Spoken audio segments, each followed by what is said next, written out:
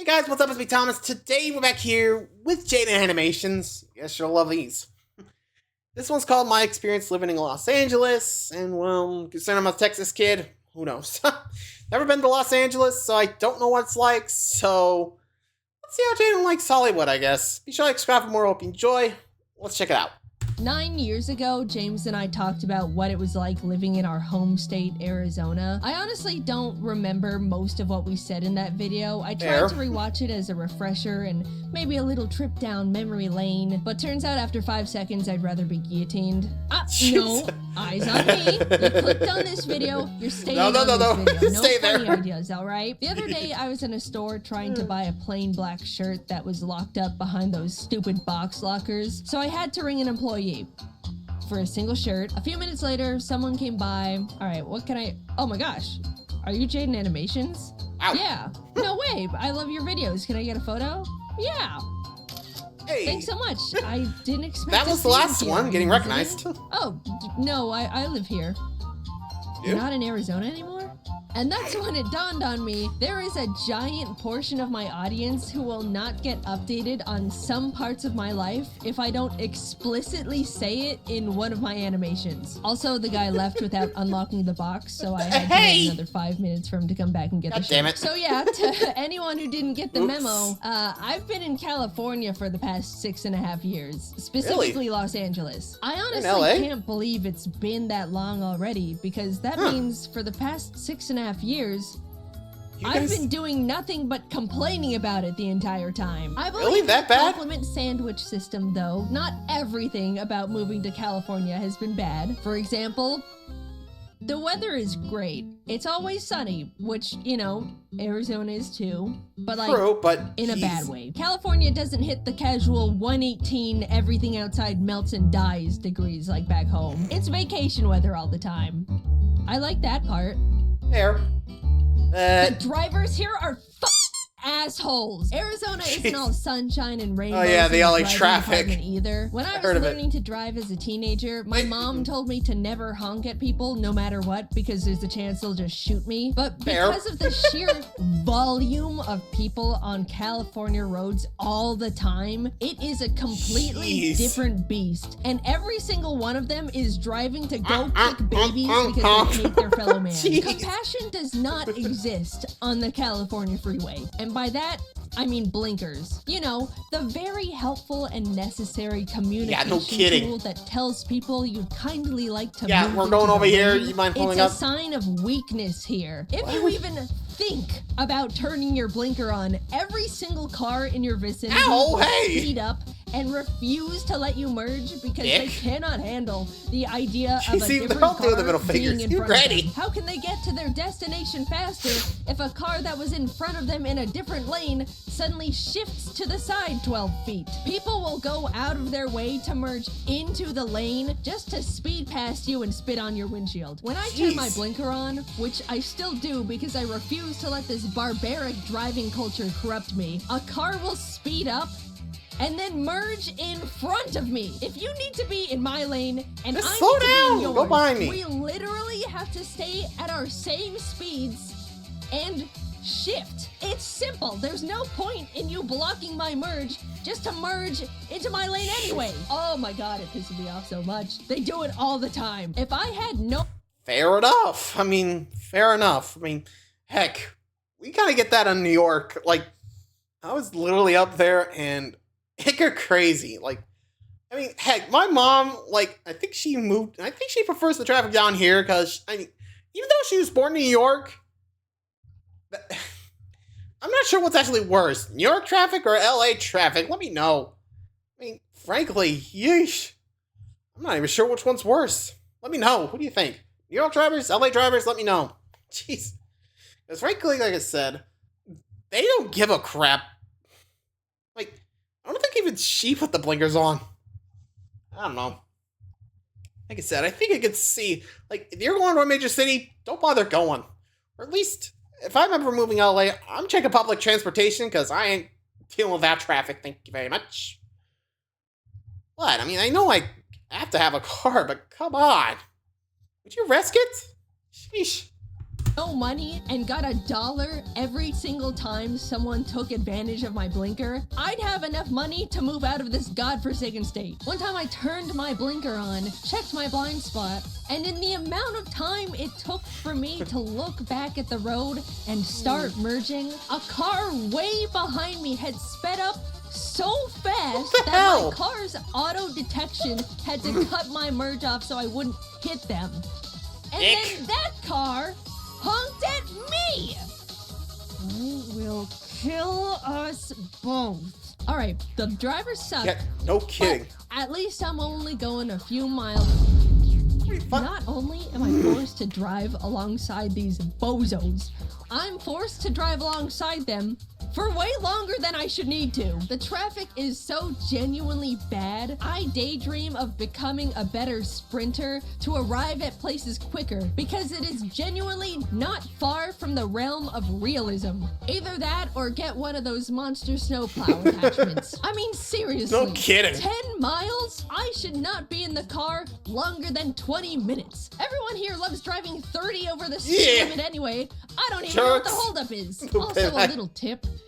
If you wanted to find a place to park when you get to your destination, you shouldn't even be driving in the first place. Parking doesn't exist here. It's a myth and a lie. 95% Again, major cities. of all Just locations look up public transportation and just get walking, okay? There's never street parking, and if you happen to be a lucky enough soul to find a spot, you can't slow down to parallel park into it because people are either gonna yell at you for clogging the lane or ram into your bumper.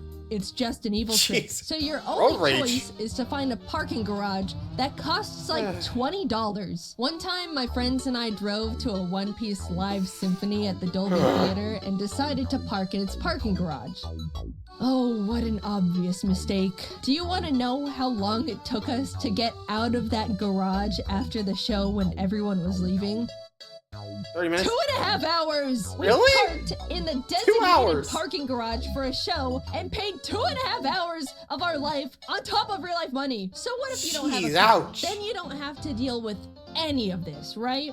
Well, you can't walk anywhere. What do you think this is? Any other country? You could get a bike or a motorcycle, but again, with the quality of drivers around, you might as well play Russian roulette every time the wheels touch asphalt. Yeah. Maybe with the right setup and some expendable funds, you could just get around with rideshare apps. Yeah, but good luck with that. Man, getting an Uber is so expensive out here. It might as well be considered a luxury in itself. If you're taking an Uber either to or from the LAX airport, I guarantee it'll cost at least $100. And the drivers don't get like any of that, by the way. Once I had a driver complain to me about the ride rates the whole trip, which was not asked for to begin with. He said he had a client once trying to go to LAX and they were being charged $100. Like I said, but the driver was only gonna get $30 from the trip. So he offered to charge $80 cash for them to do it outside the app as a win-win.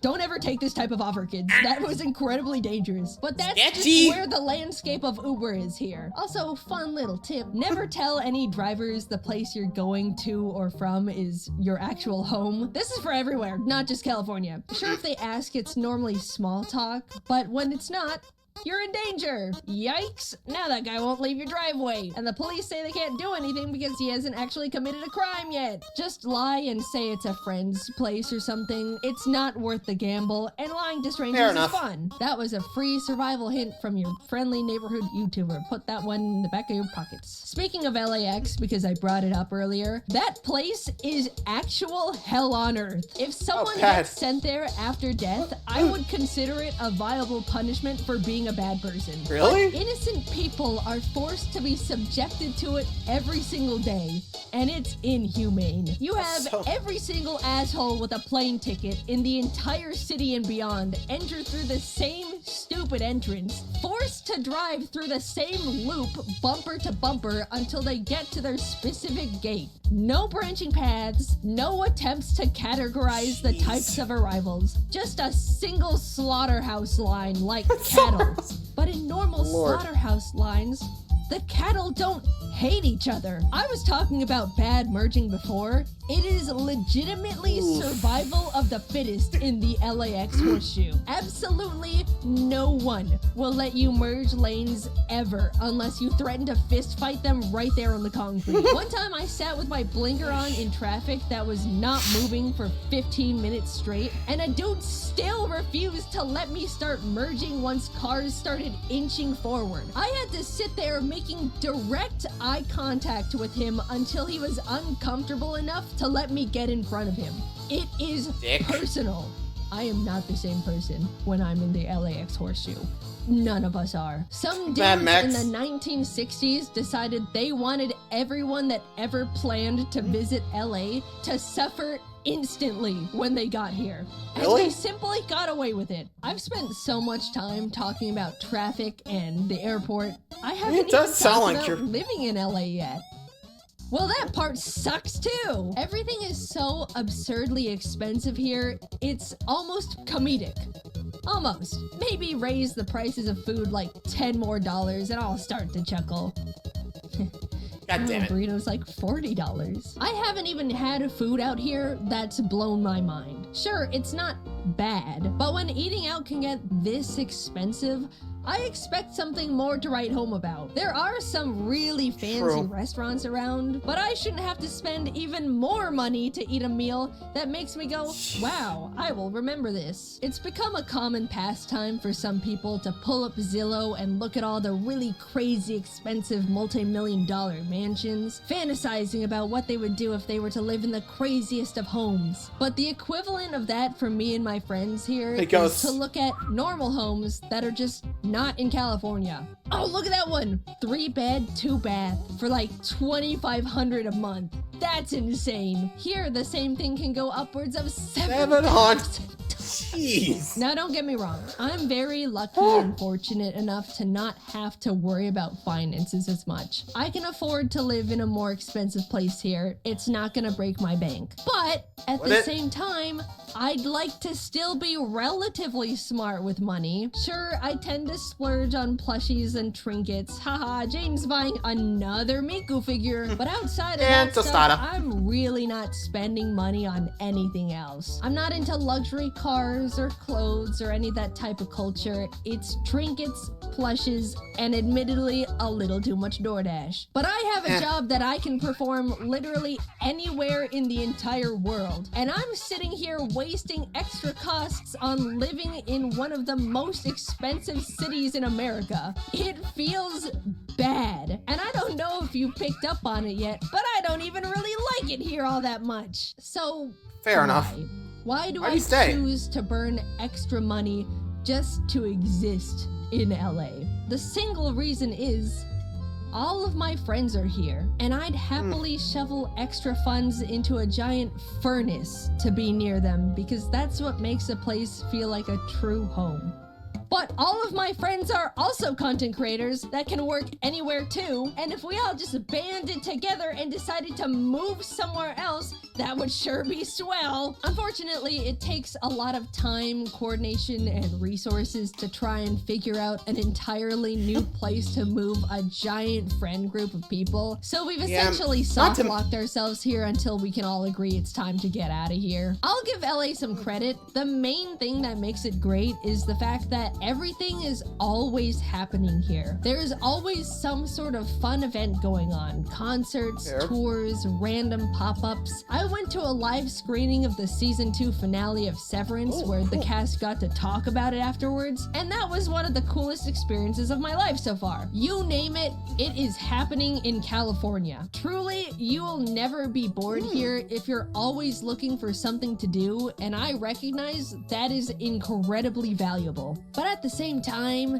it means there's always tourists visiting, and Los Angeles is a very disgusting city for tourists to visit. It smells like pee all the time. The tourist trap areas are so trashy. There's constant crowds everywhere you go. When it rains, the pee smells even worse. Every once in a while, I need to go into the city for some reason or another, and those are bad days. Also, if you want to see all these cool things, you don't have to live in California to begin with. In fact, living here only desensitizes me to all the awesome stuff constantly around. Back when I first moved, I was really close to Disneyland, and for the entire 2 years I spent over there, I only went to the alleged happiest place on earth a single time because of a friend's birthday. That's more of a personal experience though. I know plenty of people who have yearly passes to Disney or Universal who go to them all the time. But for me, I always just think, I can go there anytime, so maybe later.